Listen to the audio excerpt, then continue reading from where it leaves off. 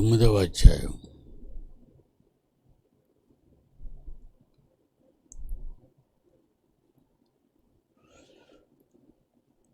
7వ వచనంలో చివరి మాట, 8వ వచనం. కీర్తనలు 109 7వ వచనంలో చివరి మాట, 8వ వచనం. రాజైన దావీదు దీనిని రాస్తూ, క్రీస్తుకు ముందు 1000 సంవత్సరాలు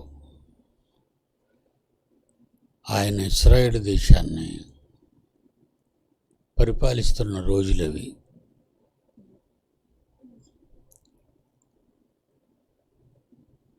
క్రీస్తుకి అనగా నేటికి 2026 సంవత్సరాల క్రితం. కేవలం సౌండ్ నాయన.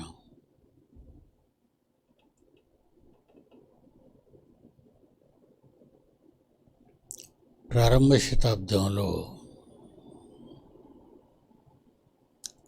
క్రీస్తు వచ్చిన కాలం,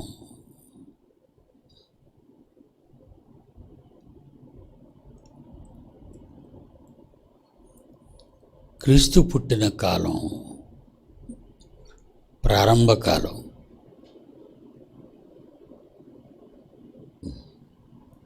ఈ ప్రారంభ కాలంలో ఏమి జరగబోతుందో క్రీస్తుకు ముందున్న 1000 సంవత్సరాల కాలంలో దేవుని కుమారుడైన రాజైన దావీదు ఈ గ్రంథాన్ని, ప్రకటన గ్రంథం రాస్తూ, కీర్తనల గ్రంథం రాస్తూ ఆయన ఏమని చెప్తున్నాడో ఒకసారి చూద్దాం. 6వ వచనం చివరి మాట, 7వ వచనం చివరి మాట, 8వ వచనం. వాని ప్రార్థన పాపమగునుగాక, వారి ప్రార్థన పాపమవునుగాక,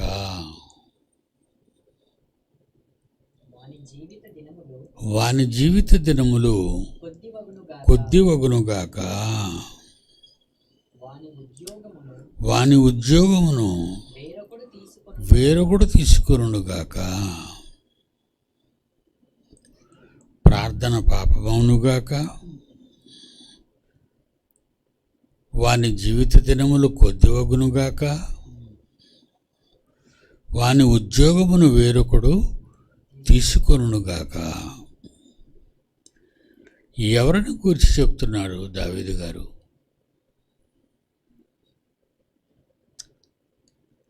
ఈ విషయం చూస్తుంటే భవిష్యత్తు చెప్తున్నట్టుగా ఉంది. దావీదు గారు ఇది రాస్తూ, పరిశుద్ధాత్మ దేవుని వలన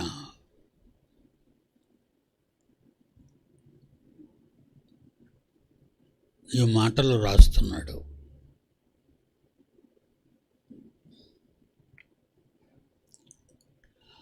అలా వ్రాయబడినటువంటి ఈ మాటల్లో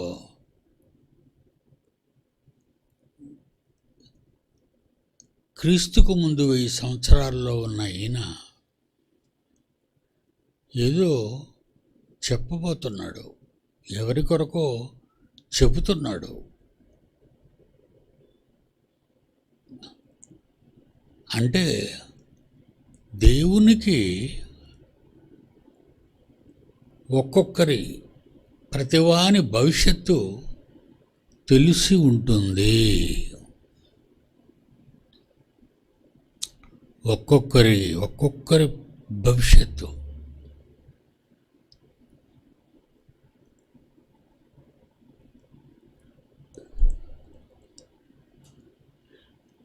$840 కోట్లు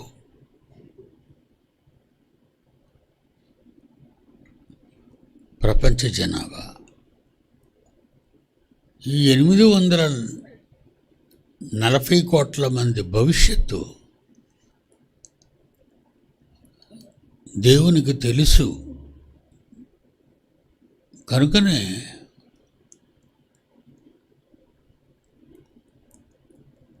క్రీస్తు పూర్వం 1000 సంవత్సరాల కాలంలో రాజైన దావీదు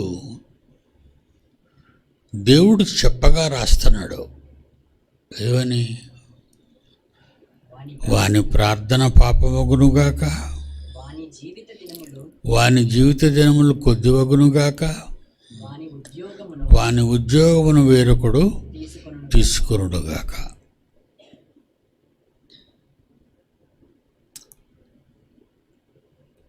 మనందరి భవిష్యత్తు దేవుడికి తెలుసు.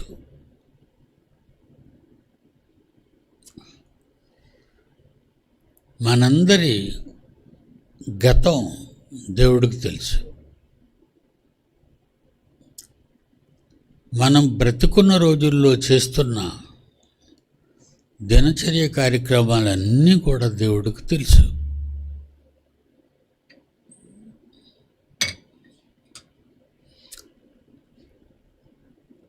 ఆయనకు తెలియని సంగతులు అంటూ ఏవి ఉండవు.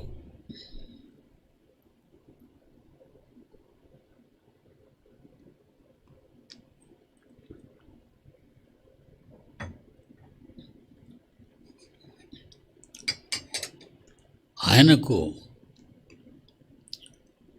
గతం తెలుసు,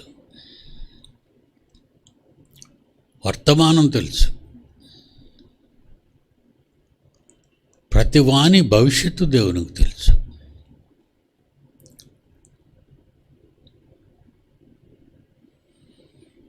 దీని గురించి ఎవరి గురించి దేవుడు చెప్తున్నాడు? నిన్న రాత్రి చెప్పాను. మమ్మను చూసి లేఖనములయందు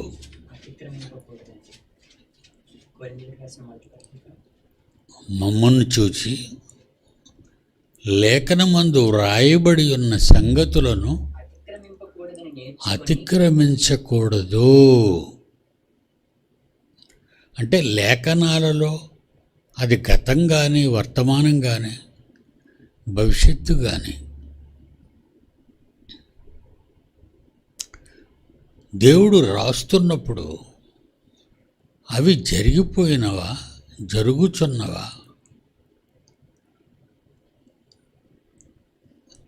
జరగబోయేవా, అవి చాలా జాగ్రత్తగా మనం బైబిల్ని పరిశోధించాలి. లేకపోతే దేవుడు చెప్పింది దానికి మనం వ్యతిరేకంగా మాట్లాడితే, ఉన్నది ఉన్నట్టుగా చెప్పకపోతే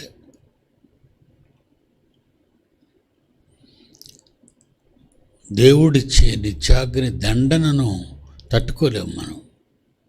ఏం కాకుండా ఈరోజు ఎంతోమంది ప్రతి వాళ్ళు బైబిల్ పట్టుకుంటారు.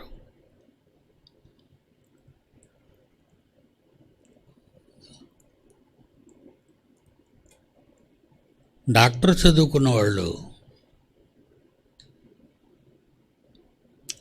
చదువుకున్న రోజుల్లో మనుషులు శరీర సంబంధమైన అవయవాలు, అవి కనబడేవి, కనబడనివి, వాటన్నిటి మీద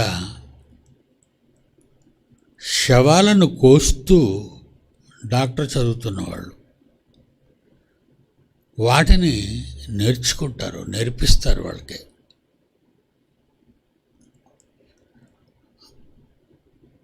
అలా ప్రజ్ఞులైన వారినే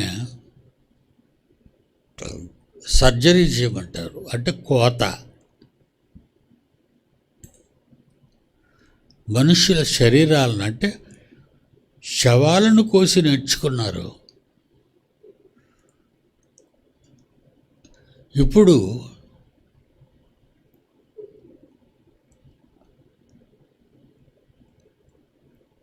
బ్రతుకున్న వారిని కోస్తారు. శవాలను కోసినప్పుడు ఏమైనా పర్వాలేదు, కానీ బ్రతుకున్నప్పుడు కానీ శరీరాలను కోస్తే చాలా భద్రత, పరిజ్ఞానం,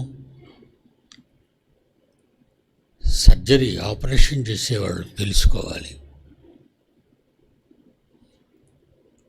తేడా జరిగితే చచ్చిపోతారు బతుకున్నవాళ్ళు. తప్పు చేస్తే బ్రతుకున్నవారే చచ్చిపోతారు. అలాగా డాక్టర్ల వల్ల చంపబడిన వారు ఎందరో ఉన్నారు, వాళ్ళ ఆపరేషన్ సరిగా చేయకపోవటం వల్ల. అలాగే బైబిల్ చెప్పేవారు దానిని చాలా సూక్ష్మంగా ఆలోచించాలి. హమ్మింగ్ వస్తుంది చూడండి, హమ్మింగ్ వస్తుంది చూడండి.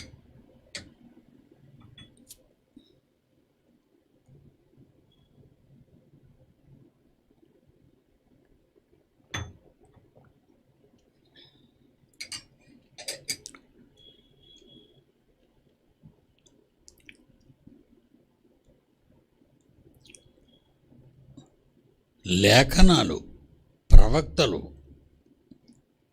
వర్తమాన భూత భవిష్యత్తు కాలాలుతో బైబిల్ ఆదికాండం నుంచి ప్రకటన గ్రంథం వరకు రాయబడింది. కనుక మనం ఏ విషయాన్నైనా చదివినప్పుడు కానీ అర్థం చేసుకున్నప్పుడు కానీ అలాగున్నవో లేవో అని పరిశీలించాలి. ఎవరు ప్రసంగాలను పరిశీలించారంటే అపోస్తలుడైన పౌలంతటి మహాజ్ఞాని,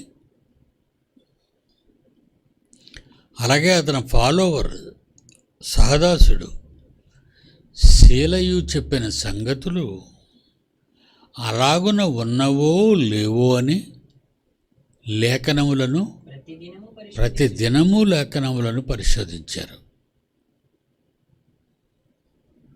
ఏమో లేనివేమైనా చెప్తున్నారేమో. అతడు ఎంత గొప్పవాడు కానివ్వండి, కానీ బైబిల్ రైటు. బైబిల్ కంటే పౌలు గొప్పవాడు కాడు,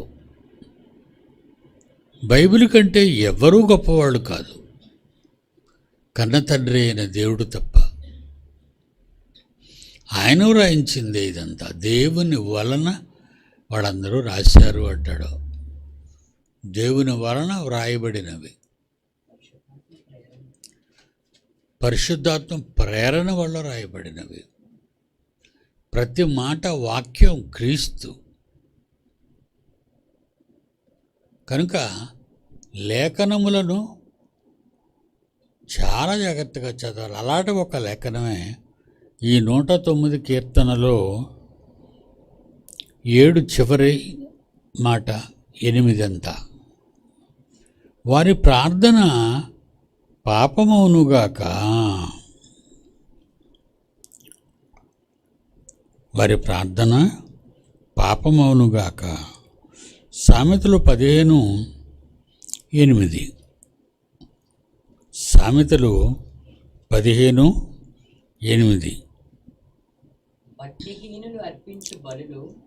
భక్తిహీనులు ప్రార్థనలతో పాటు బలులు అర్పిస్తారు. భక్తి లేని వాళ్ళు, భక్తి ఉండదు వాళ్ళకి, దేవునికి బలి అర్పిస్తారు. ఎందుకు ఆ భక్తి, ఎందుకు ఆ బలి? దేవుడు తీసుకోడు దాన్ని.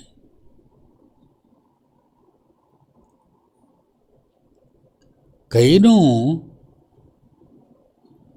భక్తిహీనపు బలి, వాడి అర్పణ పాపమవునుగాక, వాని ప్రార్థన పాపమవునుగాక.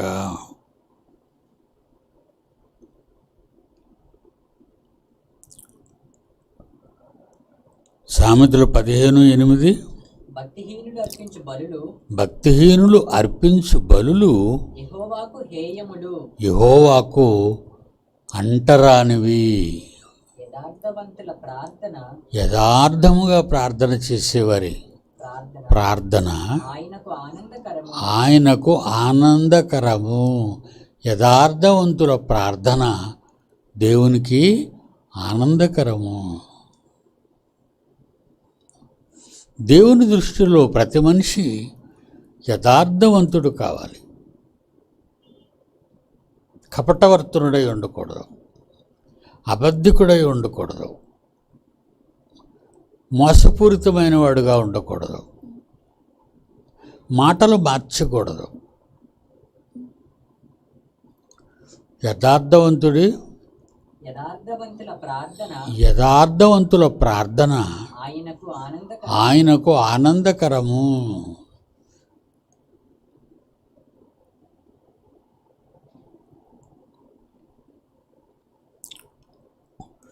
సామెతలు 21వ అధ్యాయం 27వ వచనం. సామెతలు 21వ అధ్యాయం 27వ వచనం. భక్తిహీనులు అర్పించు బలులు హేయములు. మరలదే మాట, హేయములు. దురాలోచనతో నాకు బలి అర్పిస్తున్నారు అనుకోండి మీరు, అవి మరిహేయములు. సహజంగా అనేక మంది భక్తులు వాళ్ళ దేవుళ్ళకి విస్తారమైన కోట్ల రూపాయలు ఇచ్చేస్తుంటారు, దేవుడికి ఇచ్చేస్తుంటారు. దాన ధర్మాలు చేసేస్తుంటారు, ఆశ్రమాలకు రాస్తుంటారు.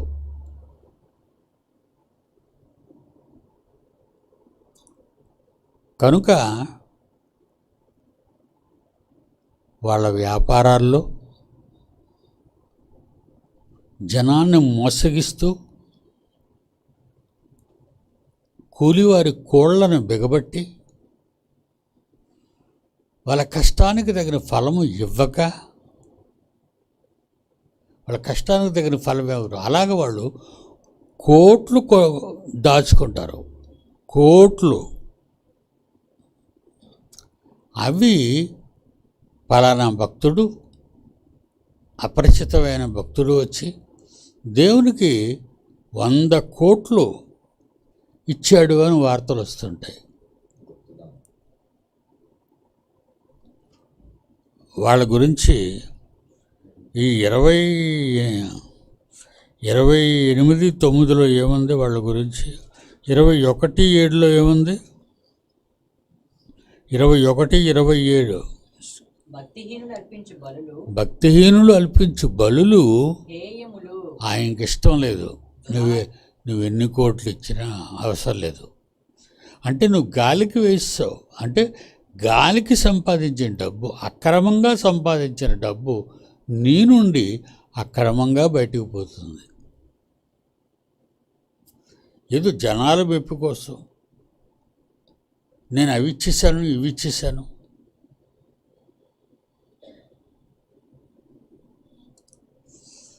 ఎక్కువగా సినిమాల్లో, ఈ కాలంలో వచ్చే సినిమాల్లో బూతు సంబంధమైనటువంటి పాటలు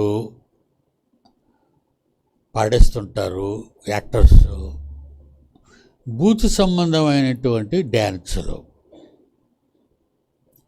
వేసేస్తుంటారు. వాళ్ళకి ప్రొడ్యూసర్లు కోట్లు ఇస్తారు. జాగ్రత్తగా వినండి.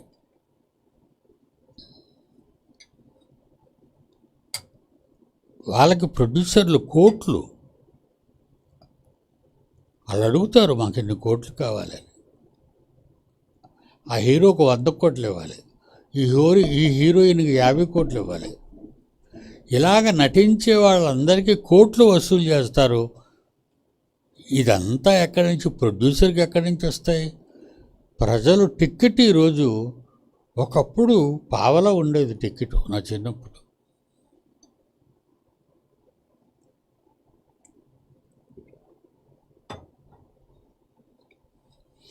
ఒకప్పుడు ఈ టికెట్ పావల. విడుదలైన మొదటి రోజే 2,000, 3,000, 5,000 పెట్టి కూడా ఒక టికెట్, 1 గంటన్నర సినిమా చూడడానికి, అందులో బూతు డ్యాన్సులు చూడడానికి, అందులో బూతు పాటలు వినడానికి, కేరింతలు కొడుతూ, గొడవలు చేస్తూ, కాగితాలు జల్లుతూ, పూలదండలు వేస్తూ, ఇలాంటి హీరోలు హీరోయిన్లు ఏం చేస్తారో తెలుసా? డబ్బు సంపాదించి 100 మందికి ఇల్లు కట్టించింది ఈమె, 100 మంది పేదవాళ్ళకి ఇల్లు కట్టించింది ఈమె, ఇన్ని కోట్ల రూపాయలతో క్యాన్సర్ హాస్పిటల్ కట్టించాడు ఆయన. యాక్టర్లు అండి, కోట్లు కదా సంపాదిస్తారు. సినిమా రంగంలో కోట్లు సంపాదిస్తారు. ఈ కోట్ల రూపాయల్లో ఏదో ఒక 10 కోట్లు, ఒక 5 కోట్లు, 2 కోట్లు, ఇవి పేదలకు ఇలా చేశారు, అలా చేశారు, ఇలా చేశారు. రోగులకు ఇన్ని గుండెలు ఆపరేషన్ చేయించాడు. అదే డబ్బు పాపిష్టిదనం. అమాయకులైన ప్రజల హృదయాలను దోపిడీ చేస్తూ, వాళ్ళకి చెడు నేర్పిస్తూ, తీసిన సినిమాలు వల్ల వచ్చే లాభాలు భక్తుల్లా ప్రజలకి, దేవుడికి ఇచ్చేస్తుంటారు. వాటిని దేవుడేమన్నాడు? భక్తిహీనులు, భక్తి లేని వారు అర్పించు పనులు నాకు అసహ్యం, నాకు అసహ్యం. దురాలోచనతో అర్పించిన ఎడల అంటే నిన్ను ప్రజలు గొప్పోళ్ళు అనుకోవాలని, నువ్వు గొప్ప దానకరుణుడు అని, ఈ సినిమాలు చూసేవాళ్ళు ఆ హీరోల్ని, ఆ హీరోయిన్లు ప్రేమించాలని, వాళ్ళను కోరుకోవాలని, దురాలోచనలతో, దేవుడేమంటున్నాడు? దురాలోచనలతో అర్పించిన ఎడల అవి మరీ హేయములు దేవుడికి. అంటే వేస్ట్. నాకు అప్పుడప్పుడు అవి చూసినప్పుడు జాలి పడతాను. ఎదిగారు కానీ వాళ్ళ మెదడులు ఎదగలేదు, వాళ్ళ భక్తి పెరగలేదు, వాళ్ళది నిష్కళంకమైన భక్తి కాదు.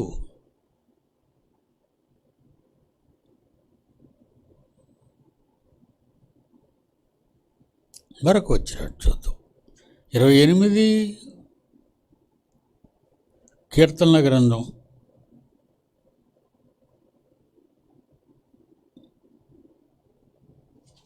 9వ వచనం. 28, 9వ వచనం.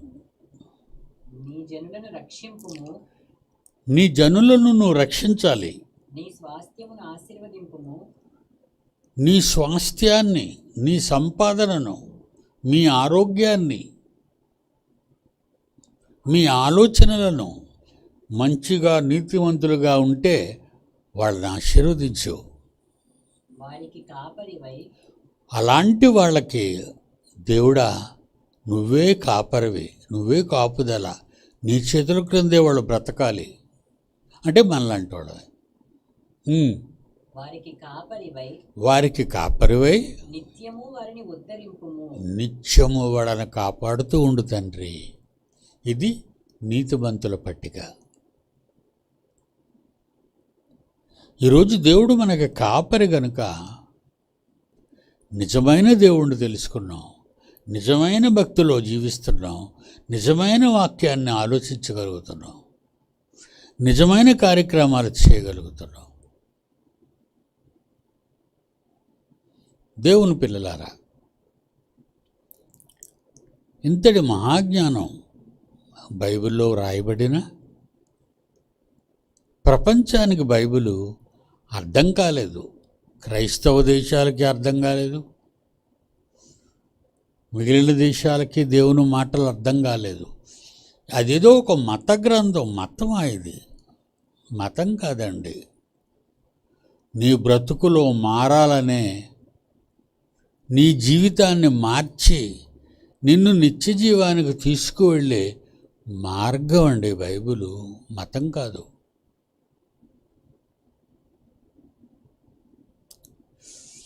ఓకే, నెక్స్ట్ వీక్ మళ్ళీ దీన్ని పొడిగిద్దాం.